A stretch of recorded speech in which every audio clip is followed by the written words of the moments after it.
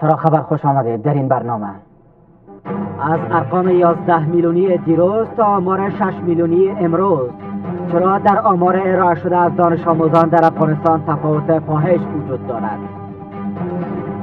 زمانی که ترامپ به دلیل اشتباه املایی مورد تمسخر قرار می‌گیرد. وجود آمارهای ضد و نقیض از دانش آموزان و مکتب‌ها در کشور نگرانی‌هایی را برانگیخته است، در حالی که رهبری پیشین وزارت معارف گفته بود که 11.5 میلیون تن در افغانستان به مکتب می‌روند و همواره از این آمار و ارقام به مثابه یکی از دستاوردهای 15 سال اخیر یاد می‌گردد. اما حالا اسدالله حنفی بلخی وزیر معارف می‌گوید که در حدود 6.5 میلیون دانش آموز واقعی در سراسر افغانستان وجود دارند. اما چرا در ارقام ارائه شده رهبری پیشین و رهبری کنونی وزارت معارف تفاوت فاحش وجود دارد؟ برای بحث بیشتر در این باره مجیب مهرداد سخنگوی وزارت معارف و صدیق الله پتمن معین پیشین در وزارت معارف اینجا با من حضور دارند. خیلی خوش آمدید مهمانان عزیز. آقای مهرداد، شما بگویید که وزارت معارف چگونه و بر اساس کدام مکانیزم ارقام بیش از 6 میلیون دانش آموز به دست آورده؟ ما اول به نام خدا و با عرض سلام خدمت شما، خدمت جناب معین صاحب و بینندگان شما. ما طبیعی است که یکی از برنامه‌های بسیار مهمی را که رهبری وزارت معارف روی دست گرفت بحث جمع‌آوری آمار و ارقام بود، به دلیل از اینکه در مورد این آمار و ارقام سوال‌های زیادی وجود داشت و در عین زمان بدون داشتن یک آمار دقیق از میزان شاگرد، معلم و مکتب برنامه‌های وزارت معارف نمیشد به حساب پیش بینی کرد و برنامه ها را نمیشد تدوین کرد. به او خاطر رهبری وزارت معارف افغانستان تصمیم گرفتن امسال در آغاز سال که ما باید آمار دقیقی از شاگرد، مکتب و معلم داشته باشیم. به اون اساس تیم سروی ما در 34 ولایت افغانستان رفتن و آمار ارقام در حدود 2 ماه سرش کار کردند و مکانیزم جمع‌آوریش هم کاملا یک مکانیزمی است که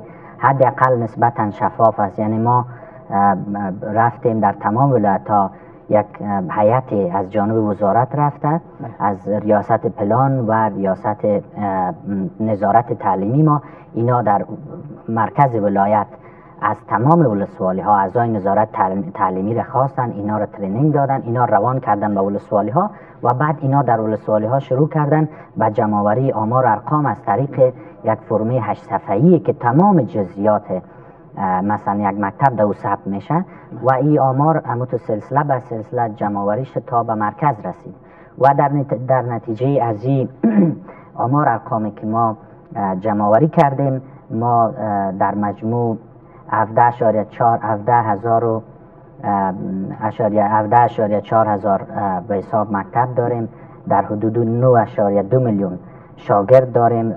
معلمین ما مثلا 202,000 معلم داریم، بیشتر از 202,000 و همچنان مثلا آمار دیگه از مامورین و اجیران است که او زیاد قابل بحث و چینی. آقای مهرداد، حالا چگونه و چرا به درستی این آمار اطمینان و باورمندی وجود داشته باشد؟ چرا مردم افغانستان به این آمار ارائه شده باور داشته باشند؟ خب در هر نظر مثلا سروی که شما میکنین یا در هر جمع‌آوری که میخواین شما از آمار و ارقام داشته باشین، طبیعتاً یک مقدار مشکلات در اونجا میتونه وجود داشته باشه، ولی حداقل وزارت معارف افغانستان همون مکانیزمی که برای جمع‌آوری آمار ارقام داره اینمی هست. یعنی ما به اینمی مکانیزم میتونیم نسبتا اعتماد داشته باشیم، به دلیل از اینکه ما بدیل دیگه برای جمع‌آوری نداریم. منتها یک کار دیگه هم که شده است که وزارت محترم انکشاف دهات هم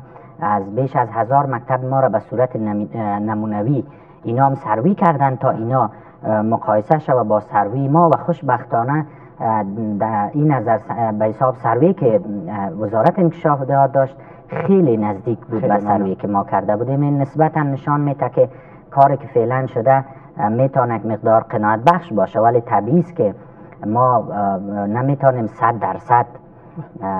به هیچ آمار اکتفا بکنیم. منتها فعلا با توجه به امکاناتی که وزارت معارف داره اعتماد میکنه به این آمار. آقای پتمن، کدام آمار واقعی است؟ آمار 11 میلیون دانش آموزان در سراسر افغانستان یا بیش از 11 میلیون و یا آمار نزدیک به 6.5 میلیون؟ بسم الله الرحمن الرحیم. سلام احترام به مرداد صاحب شما و تمام دنیا. ما سپاسگزار هستم از رهبری فعلی وزارت معارف که بالاخره تانستن یک احصایه نسبتاً دقیقی را وجود بیارن و ما در شروع کار وزیر صاحب معارف هم وقتی در پارلمان صحبت کرد صحبتایشان را تایید کردم. علتشی بود که یک جرات کاری وجود داشته باشد تا اصلاح در وزارت معارف بیاید. گرچه تمام اصلاح نیست ولی یک بخشی از اصلاحات است که یک احصایه دقیق باید داشته باشیم. احصایه فعلی هم باید توضیح شود. ما باید اگر 100% موافق نیستیم 90% موافق هستیم که احصایه درست است، ولی باز هم این ارقام شاید با تفاوت نیم میلیون زیادتر باشه. دلایل ما چی است؟ مکاتبی که در مناطقی که ناامن است تیمای احصایه شاید نتانسته باشند که برن و 11 ولایت ما طور است که فعلا زیاد شده، مثلا شمال شرق هم ایجاد شده که از او جمعوری احصایه دقیق ممکن نیست، ولی باز هم تفاوت 3 میلیونی به خاطر از که 2 میلیون از قبل هم محروم موجود بود ولی او محروما را در احصایه شامل میکرد. فعلا محروما را که منفی کنین احصایه وزارت معارف به 6.5 میرسه که اونم 9 میلیونی که ها میگن، قبلا 11 میلیون، یعنی در حقیقت تفاوت 2.5 میلیونی با احصایه قبلی و فعلی و جمع محروما که 4.5-5 میلیون میشه. این قابل ملاحظه است. در او وقت هم و فعلا هم شاید مرداد صاحب تایید کند که 3 ریاست که در اونجا 3 قسم احصایه وجود داره. ریاست پلان یک احصایه داره از مامورین و تشکیلات وزارت معارف، منابع بشری دیگه داره و ریاست اداری دیگه داره. بسیار کم واقع میشه که همی 3 احصایه با هم سر بخورن از نگاه ارقام. و یکیشی بود که حکومتداری الکترونیکی نیست، یعنی این به این معنی نیست که یک کسی دست میزنه. مثلا تشکیل وزارت معارف 65% الی 70% خدمات ملکی را احتوا میکنن و در اینجا برآمدن از سیستم، مثلا شما نمیتونین که 10 تا 15,000 مامور وزارت معارف شما در سیستم داشته باشید. همیشه از سیستم بیرون میبره تا زمانی که شما به بررسی میکنید و یک افراد جدید به وجودشان میاد. در احصایه موجود است ولی در سیستم نیست. شما اگر احصایه گیری دقیق بکنید همیشه ارقام تشکیل وزارت معارف بین 10 تا 15,000 فرق میکنه نظر به چیز. اما حالا اینجا میان آمار ارائه شده از سوی رهبری پیشین وزارت معارف و رهبری کنونی وزارت معارف بیش از 4 میلیون است. بله. حالا چرا باید آمار دانش آموزان و مکتب ها برخلاف آمار واقعی گزارش داده شود و در رسانه ها گفته شود؟ آمار متکی بود با ریاست های معارف. وزارت معارف سیستمی را نداشت که مستقیما خودشان، مثلا سیستم ایمایس وزارت معارف آمار میگیره از ولایت، باز با اساس ارقام ولایت در مرکز جمع‌آوری میکنن و سیستم ایمایس مستقیما وصل است به ریاست پلان و ریاست پلان مستقیما جوابگوی است از نگاه تشکیلاتی به وزیر معارف. یعنی موضوع احصایه و چاپ کتاب در وزارت معارف مستقیما جوابگویی به وزیر معارف است. افراد پایین یعنی معینا و رؤسا دو نمیتونن راه پیدا کنند. مثلا ایمایس مربوط پلان است، پلان مستقیما جوابگوی به وزیر معارف است. ریاست نشرات مستقیما جوابگوی به وزیر معارف است. و شما تمام قراردادهای را که ببینید از شروع امضاهایشان را چک کنید که قراردادهای کتب از طرف مقام وزارت امضا شده، احصایه‌شان پلان داده و کتابی که چاپ کرده نشرات و بدتر از این که خود نشرات باز توضیح میکنه. یعنی دیپارتمنت دیگه نیست که چک کنه که آیا این کتاب وقتی چاپ میشه و توضیح میشه، نه، یعنی چک وجود نداره. ریاست نشرات هم چاپ میکنه هم توضیح میکنه، از ریاست پلان احصایه میگیره و این کار در 3 نقطه وصل میشه به خود مقام وزارت و به خود وزیر. یعنی تمام قراردادهای چاپ کتب به وزیر امضا میکنه، ایمایس احصایه را به پلان میته و پلان احصایه را میته به وزیر. اینجا وزیر پاسخگوست، وزیر پیشین. آقای مهرداد، چرا باید در ارقام ارائه شده تفاوت وجود داشته باشه میان رهبری کنونی و رهبری پیشین وزارت معارف، مسئول کی است کی باید در مورد تفاوت فاحش میان ارقام درست و نادرست به مردم افغانستان پاسخ دهد؟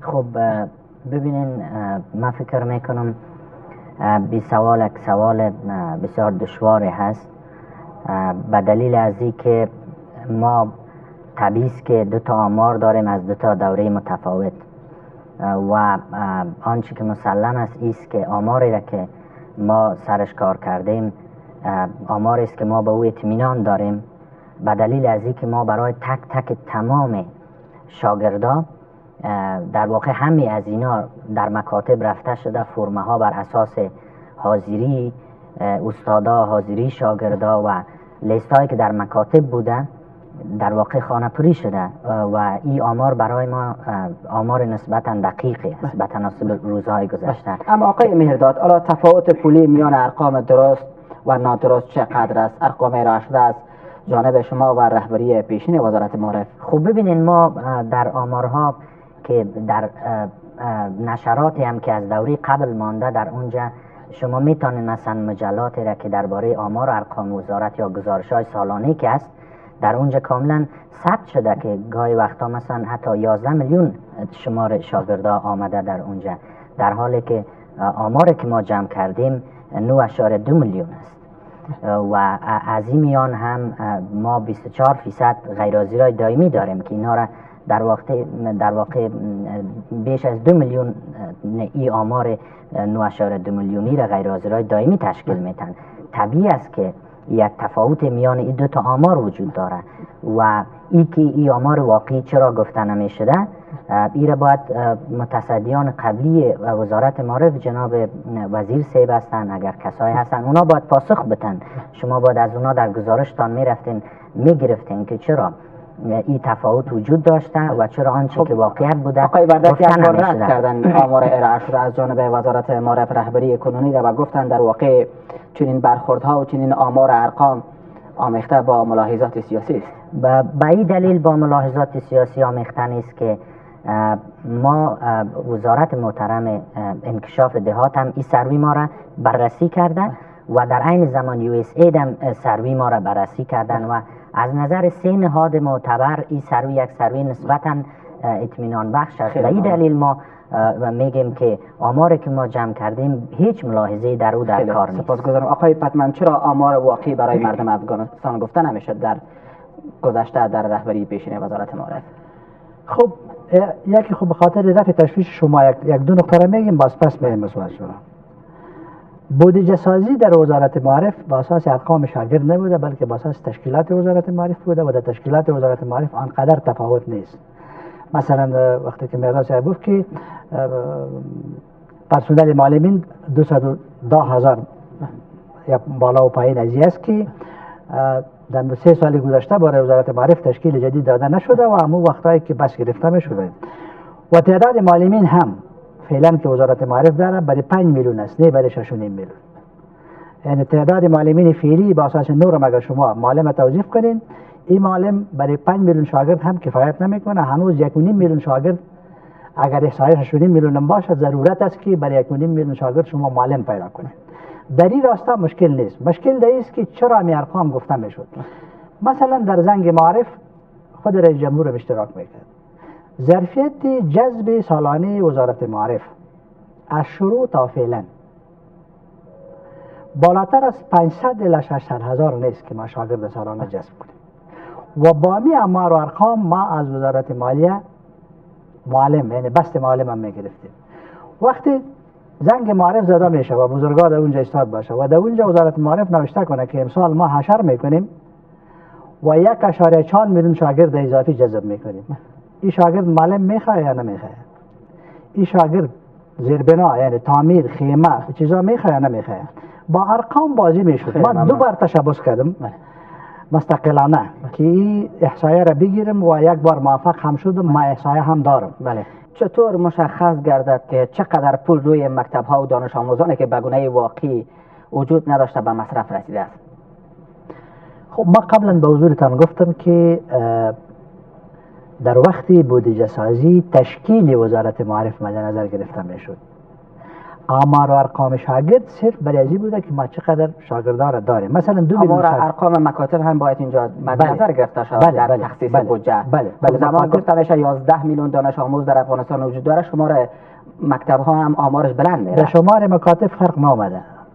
وقتی که میداس برتن کدام احصایه را گفت در او وقتی که ما احصایه میدادیم از 10,000 شروع کردیم و بالاخره به 16,000 و فعلا بیش از 16,000 گفته شده. داشت بیش از 16,000 که احصایه فعلی بیش از 17,000 است. و شمول مکتب های خصوصی. و شمول مکتب های خصوصی خودم 16,000، یعنی در وقتی که ما بودیم ارقام 16,000 بالا نرفته بود. فعلا ابداست که مکاتب خصوصی را جمع کرده و مکاتب خصوصی تعدادشان زیاد است، شاگردایشان کم. فرق به کجاست؟ فرق به است که ما بارها با دوستایی که در رهبری بودن با خود جلالت محمد رئیس جمهور امیر رساندم که نه قانون اساسی حکم میکنه که ما دروغ بگوییم یا که احصایه غلط بتیم، نه جامعه جهانی از ما میخواهد و نه کدام محکمه دیگه مرا موظف ساخته که ما تعداد شاگرد غلط بگوییم. تعداد شاگرد دقیق گفته شود که ما پلان خود به اساس از او بسازیم و ما کوشش کنیم معرف انکشاف بتیم. مثلا 11 ولایت فعلا معرفشان به تهدید بلند مواجه هستند، 3-4 ولایت به تهدید متوسط مواجه هستند و ارقامی که مثلا وزارت معارف دقیق جمع‌آوری کنه معلم زن در ولسوالی ها وجود ندارند. مشکل این ما را میرسانه به اینکه کسای دقیق داشته باشیم که بریم به طرف معارف جدید. اما آقای فتمن شما چطور میگن که اینجا تفاوت پولی وجود نداره میان آمار درست و نادرست دانش آموزان، در حالی که کشورهای تمویل کننده افغانستان به اساس آمار دانش آموزان و تعداد مکتب ها به وزارت معارف پول کمک میکردند؟ تعداد مکتب ها دقیق است، ما براتون گفتم. خب اینجا دانش آموزان آمارش نادرست، با اساس فی نفر شاگرد کمک تبال صورت نگرفته. ما وزارت معارف برات نمیدیم. در وزارت معارف مشکلات بود، مشکلات هست، باید آهسته آهسته حل شود.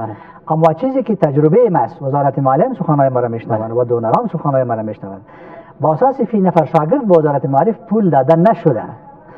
این دروغگویی های هوایی بود که به خاطر شخصیت های کاذب بود. شخصیت های کاذب دروغ میگفتند، احصایه های کاذب میدادند.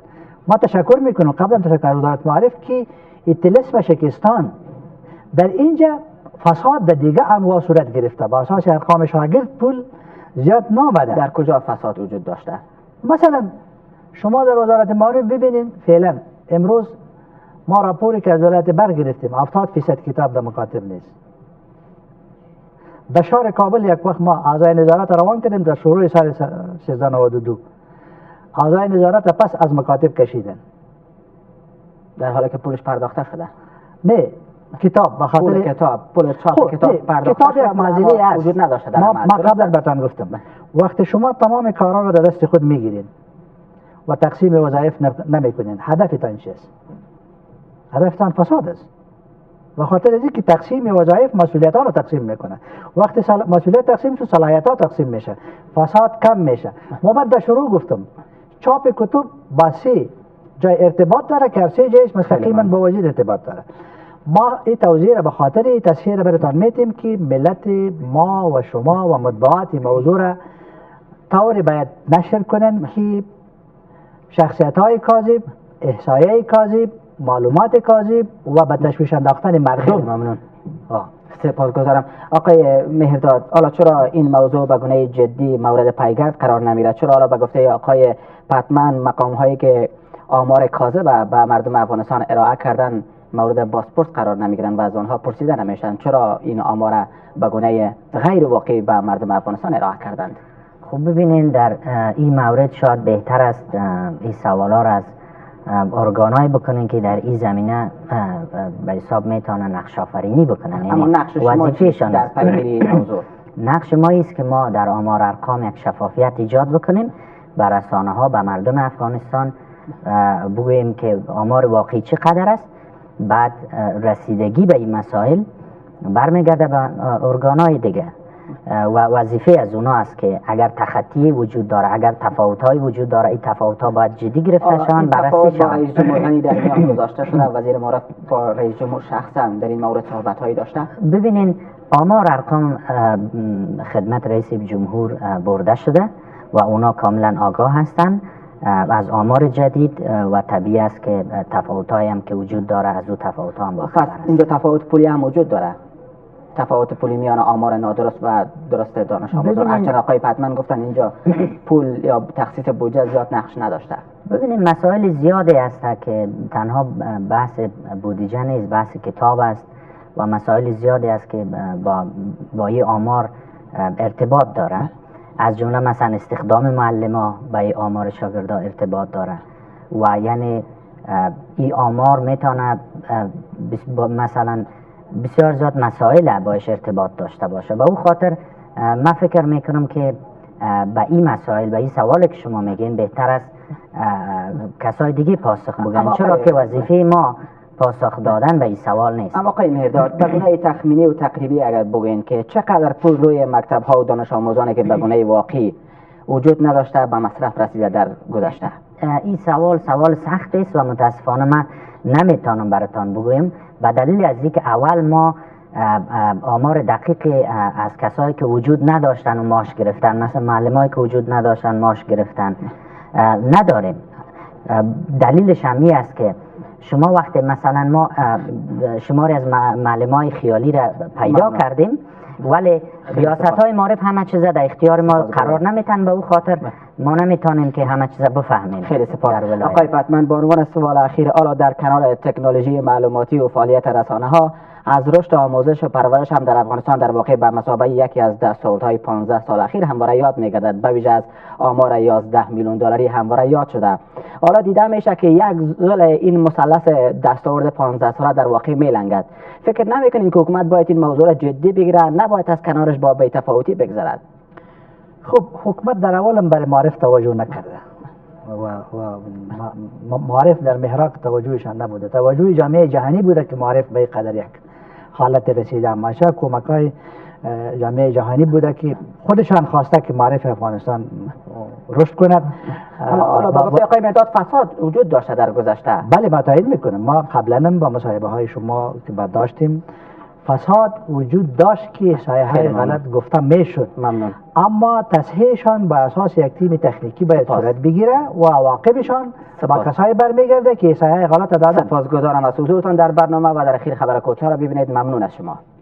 اشتباه املایی ترامپ در اکتیویت درباره چین موجی از پیام‌های تماسخرآمیز را به همراه داشت. دونالد ترامپ رئیس جمهور منتخب آمریکا در صفحه توییتر خود پیام منتشر کرد که باعث خنده و تفریح بسیاری از مخالفان و منتقدانش شد. ترامپ در این توییت برای اشاره به واژه بی پیشنه از واژه unprecedented به جای واژه unprecedented استفاده کرد. ترامپ نوشت که چین زیردریایی پژوهشی نیروی دریایی آمریکا را در آبهای بین المللی می‌دزدد و آن را از آب بیرون می‌کند و در اقدام بی پیشنه به چین منتقل می‌کند. نویسنده کتاب‌های هری پاتر در این خصوص در یک پیام توییتر و با الهام از همان اشتباه املایی ترامپ نوشت که برند تجاری اصلاح اشکالات املایی ترامپ به شکل بی پیشنه موفق است. ترامپ پس از 1 ساعت توییت اشتباه خود را پاک کنان را با نسخه صحیحش جایگزین کرد. البته حامیان ترامپ هم بیکار نماندند و به منتقدان بهانه‌جوی وی در فضای مجازی حمله کردند. بخشی از شهرت ترامپ به دلیل خطاهای گفتاری وی است. چین 1 ساعت پس از این توییت اعلام کرد که این زیردریایی پهپاد شکل را به آمریکا باز خواهد گرداند.